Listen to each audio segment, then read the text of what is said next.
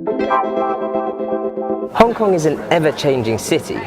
However, some of its traditions really remain through its food. Through cha chaan tengs, dai pai dongs and its street food, Hong Kong is an exciting city to come and eat. We're here with Sing Go in Central, one of the dai pai dongs of Central. It's been here for 60 years. Sing Go has been cooking for over 30 years here, and it was his dad's dai pai dong 60 years ago. Amazing stuff, he's a true wok master.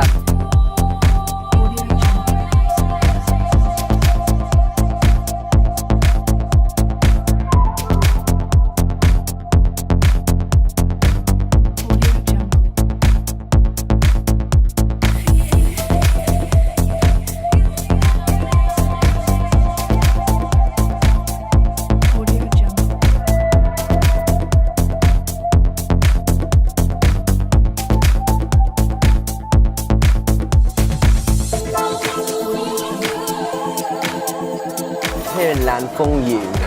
It's been here since 1952. It's a traditional cha chaan teng, a tea house lounge. Now, traditional eateries like this, cha chaan tengs or dai pai dongs, can be found in Central, but you've just got to look.